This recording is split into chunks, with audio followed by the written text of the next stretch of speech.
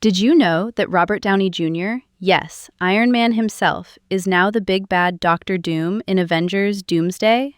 I almost spit my latte when I heard it. Hey, I'm Emma, and I'm feeling very intrigued today, like detective with a lip gloss intrigued.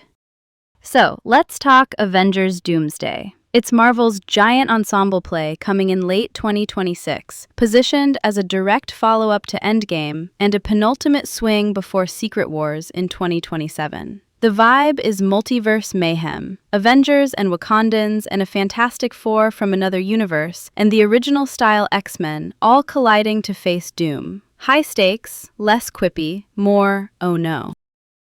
Okay, personal story time. When the Downey as Doom rumors hit, I rolled my eyes like, no way, this is fan casting fever. Then, San Diego Comic-Con happened in 2024. They brought out a bunch of Dooms on stage, and Robert unmasked. I swear the internet levitated.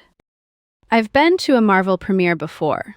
Picture velvet ropes, a brass section of influencers, and me trying not to ugly cry when the theme hits. That buzz is addictive. But this time, it feels different. It's not just hype, it's curiosity. Can RDJ flip from world's snarkiest hero to the most terrifying intellect in the room? That's a fashion-level rebrand, honey. Plot twist mirrors life. I once switched a safe career plan overnight, took a risk, and it unlocked rooms I didn't even know existed. Unexpected changes can be scary, but sometimes that's the only door to an iconic era. That's how I'm reading Downey as Doom. Risky, but the payoff could be chef's kiss. Alright, basics for anyone catching up. Avengers Doomsday is the massive team-up in Marvel's Phase 6. Think 2018's Infinity War and 2019's Endgame energy. Same directors returning, and it's set about a year after the Thunderbolts era in universe time. It's being billed as the 39th MCU film and a direct emotional continuation of Endgame. Multiverse ELI 5. Imagine parallel apartment buildings of reality. Some look familiar, some have totally different tenants. Doomsday is about the walls thinning and stairwells connecting, so teams from different buildings have to stop one terrifying neighbor who installed a nuclear espresso machine in his kitchen. That neighbor is Doctor Doom. The story pulls squads from everywhere. Earth 616 Avengers and New Avengers. Wakandan warriors like Shuri and M'Baku, a Fantastic Four from Earth 828. That's Pedro Pascal as Reed and Vanessa Kirby as Sue. And the original-style X-Men vibe from a separate universe. Patrick Stewart as Professor X, Ian McKellen as Magneto, James Marsden as Cyclops, Alan Cumming as Nightcrawler, Rebecca Romaine as Mystique. It is a crossover buffet. Key people check. Anthony and Joe Russo are back to direct. They're the brothers who orchestrated Infinity War and Endgame, so they basically have an MBA in wrangling 30 famous people into one coherent story. Writers are Michael Waldron, the Loki multiverse guy, and Stephen McFeely, who co-wrote the earlier Avengers heavy hitters. And yes, Alan Silvestri is composing again. He's the musician behind that Avengers theme that makes your spine sit up straight.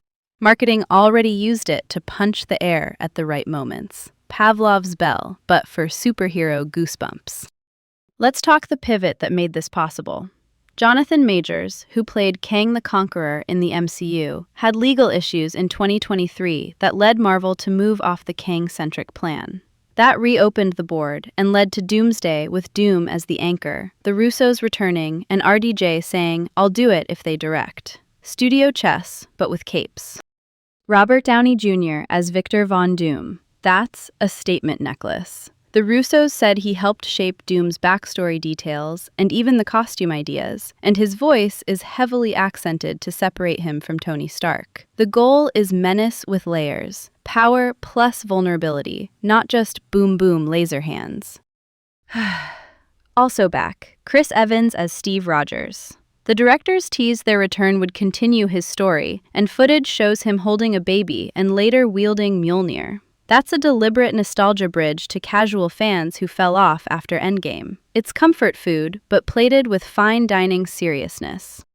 Now, the big, uncomfortable question. Representation.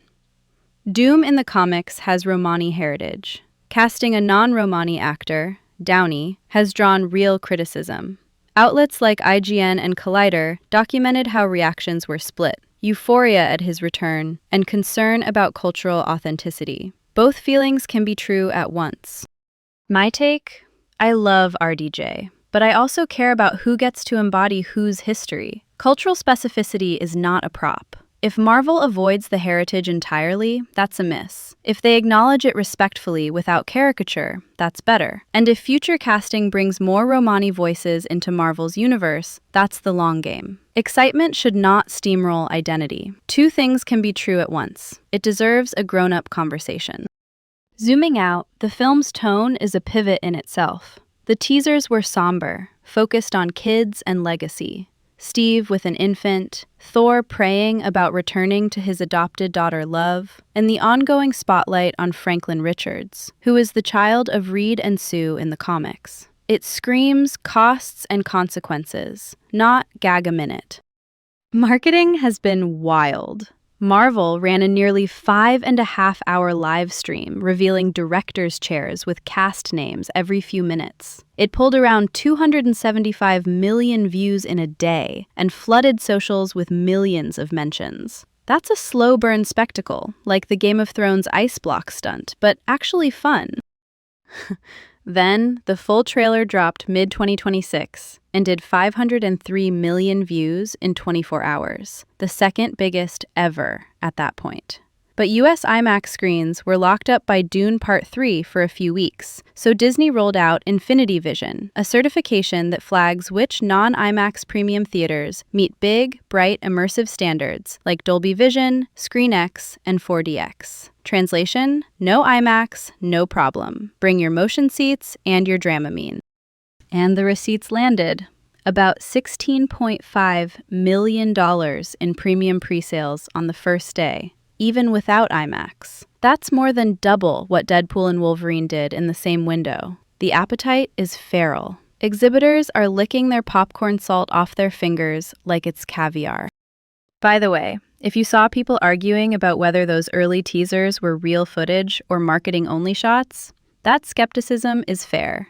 Marvel has done trailer trickery before.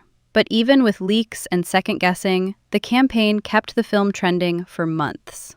The fandom ecosystem is the machine, and Marvel is feeding it gourmet crumbs. One more cast vibe check. Channing Tatum as Gambit. That's the X-Men's card-throwing charmer. And he says he won't go full Cajun caricature here. Tone management matters in a movie leaning tragic and mythic. Also, Simu Liu says Shang-Chi is older and more assured now, which fits the whole leadership energy across teams. Oh, and Alan Cumming, Nightcrawler, in the early 2000s X films, says his makeup time dropped from nearly 5 hours back then to around an hour and a half now. That's not just comfort, it's scheduling power when you've got 1,000 characters to wrangle. Little logistics glow up, big result.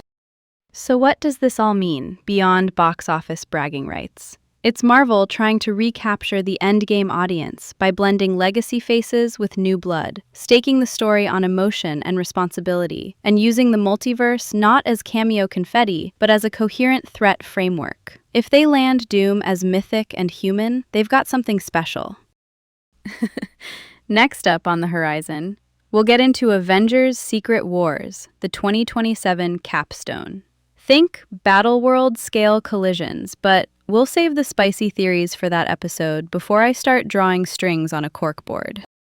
All right, loves, keep one eye on the multiverse and the other on your own plot twists. Embrace the surprise casting in your life. Sometimes the villain era is just your growth arc in a better outfit. I'm Emma. Later.